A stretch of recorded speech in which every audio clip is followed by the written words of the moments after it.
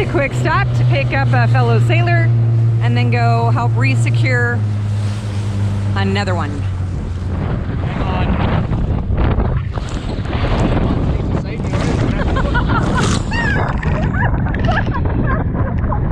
He's not going anywhere. I got his foot.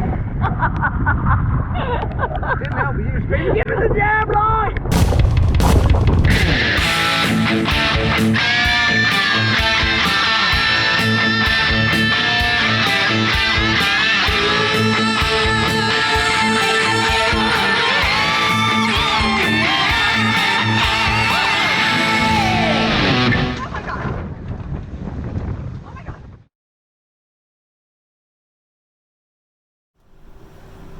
Hi everyone, this is Lisa and Erik from Music and Lyrics, and we have survived Tropical Storm Isaias.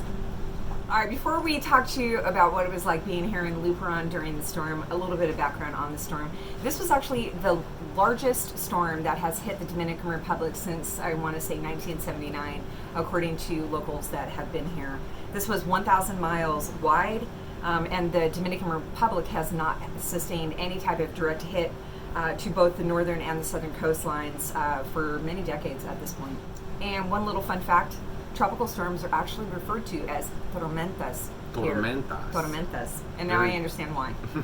Okay, so status of Music and Lyrics for the storm. We were on the dock here in Puerto Blanco Marina. We were here with 7 other boats. We were tied off. We're in just enough water right under the keel, so we were pretty good. We were tied off. I had doubled all of the lines, so we were pretty secure. It was not too bad for us. In the harbor, there are about 100 boats, give or take. The majority of which are actually on mooring balls. There are some that are on anchor, and some that are on a mooring ball and throw out anchors for the storm.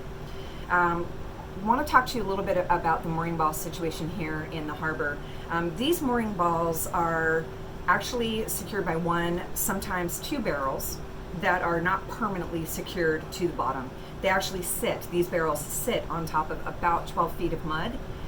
They're either privately owned and therefore maintained by that owner, or they're maintained by locals known as Papo and Handy Andy. So let's talk a little bit about the boats that were on mooring balls. There were anywhere between 10 and we think upwards of 15 boats that dragged. They actually drug their entire mooring ball across the water. Yeah, the barrels and everything had gone with them. Some had broken from the moorings completely, but for the most part, all the barrels and everything went with the boats. And we think about half of these boats were unmanned. That means nobody was on the boat. And one of the things that we have noticed about the boats that are not occupied here in the harbor is that they don't have extra line on deck. They don't have anchors. They may not have, steerage or motors, and that was actually true for several of the boats that were not manned. Yeah, it made it very difficult to help maneuver them, get on board, and try to help secure them. It does. It makes it very difficult. There are quite a few derelict, unmanned boats where people aren't here. They're either on land or they're just not here in the Dominican Republic. And I honestly think that they should take a little bit more responsibility of their boats. It's a danger for those of us that are here and maintain our stuff. That is correct. That is correct. So there were a few of our friends actually who are here ended up dragging. You want to talk a little bit about that? Okay, so this is it's a 72,000-pound boat. It's a cement keeled motor sailor. It's huge. It's huge and heavy. It's very, very tall. It's 45 feet long, and they had drug 300 yards before anybody had really figured out what was going on. Other than them, they had dropped an anchor down. Thankfully, we had to go and rescue them. We had to basically cut their mooring lines off of the mooring that had drug with them. They had taken the whole thing with them, and we did return their lines back to them, get them to move forward, drop anchor back down onto another mooring, and get them safely tied off onto this new mooring. Yeah, your anchor's dragging. You're not set. You're not set.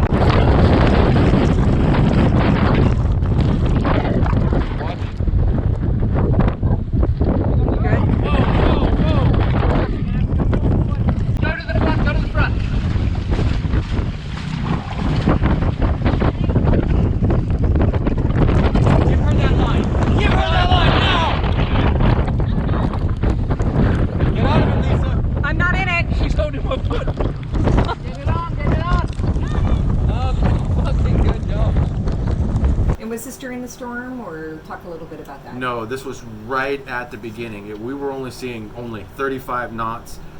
We'd get a big gust every once in a while, but I still don't think it was anything more than 35 knots. Yeah, it was starting to rain pretty good at that point, and the harbor conditions talk about that. Oh, we were into some 2-foot swells. I mean, it was pretty quick and choppy, but yeah, we were taking some waves over the bow of the dinghy, definitely. Was it easy to cut through the wet line in the water in order to release the lines from the mooring situation? No, wet line is kind of like lubricated anything. It's just water on it. It's very difficult to cut through, but we managed. It was with Davey and I, and Davey was there from Barefoot 2.0. Barefoot 2.0, Barefoot Sail and Dive. Sorry, brain fart. And very thankful for him. He definitely provided a lot of humor, a lot of moral support, and a lot of little oomph for the little guy. Yeah, he's a real trooper. And you guys have been tag teaming since then. So you guys have gone out already today, which is Friday the 31st, and already re-secured some boats that had come loose. And you guys are going out again tonight, right? To try to get those that are stuck on sandbars and shallows off. Right. A lot of boats have been grounded, and we got to wait for high tide to even see if we can get them off of ground. All right, let's talk a little bit about the storm. So we expected the brunt of the storm to actually arrive around 2 p.m., but it didn't actually get here until, I want to say, between 3:30 and 4. Our wind started to pick up right around 1 p.m. We were starting to see consistent 25 to 35, gusting anywhere between 40 and 45.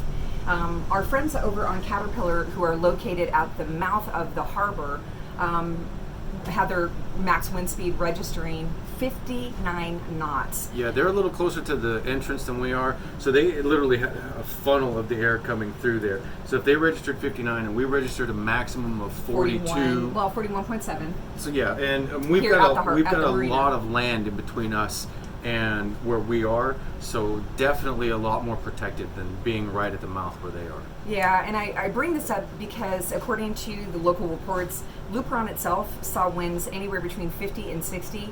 And so what that tells me is when you've got a storm that's coming over the north of the island, and in this case, the entire province of Puerto Plata, of which Luperon is part of, really took a direct hit. So our winds were coming in from the north and east. We really aren't seeing a lot of wind protection whatsoever in this harbor. I still think it was very safe to be here as opposed to, say, out in the harbor or without any protection. Right. So if you look at a map where we are in Luperon, all that's north and east is definitely just ocean. We only had the abandoned golf course, which is across the entrance to the harbor, and a couple of mountains right there where the beach is, not the little hills right here where the beach is, and then we had the fetch, which isn't all that much through the bay. So our protection in this case was markedly cut down, but we still had a lot more than others just being out there. So in general, in the Luperon area and the general area of Puerto Plata, the power went out by 4 p.m. Big shout out to our bomberos. Those are our local fire and rescue, of which Neil, who is our buddy boat from the Bahamas, is a part of it. On Arun, yeah. Power's still out, by the way. Lots of felled trees and torn roofs, lots of flooding. I think in the general area of Puerto Plata, as the rain would abate, people were trying to make the best of a situation, jumping off of roofs and otherwise, whooping it up. But there was a lot of damage, a lot of flooding in the general area because of our location and the lack of protection on the north coast. Right. So I think our final thought here around Luperon, and is this a safe hurricane hole? I think for a direct hit, I'm going to give it out of 4. I'm going to give it a 2. And the only reason why I'm saying it's a 2 on a direct hit is because of the mooring ball situation. There are too many different people that are doing maintenance on those balls. It's not consistent. It's not regulated. So it's kind of a crapshoot. And the fact of the matter is there are a lot of sailboats that come here, they park their boat, they go off, maybe this is seasonal, I don't know how often they're visiting their boats, but they're not necessarily maintaining their boats. They're not here. In the event of a storm, we have a lot of unmanned boats. This is a high growth area. So when I say high growth, the bottom of our boat, we clean it every month, and there's a lot of algae. really needs it. There's a lot of barnacles here, and all of this attaches to the mooring line and what little bit of a thimble there really is to the mooring, and that eats away at the integrity of those lines. Not to mention the fact that the barrels aren't secured to the bottom. There's 12 feet of mud in the bottom of this bay. So, you know, you might get some settlement from if you've got a 2-barrel system, but all in all, if it's not attached down to the seabed or the bay bed, as it were, I'd say go to the dock. I do feel very lucky that we were here. I hope everybody that is in the path, which includes, you know, Turks and Caicos was affected earlier today. We've got a lot of people out in the Bahamas that are going to be impacted, and then it's going to make its way probably up the coast of the United States. So hope you stay safe. Bye, guys.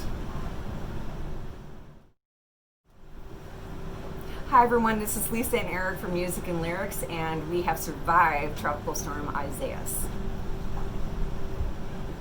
Am I supposed to say something? No.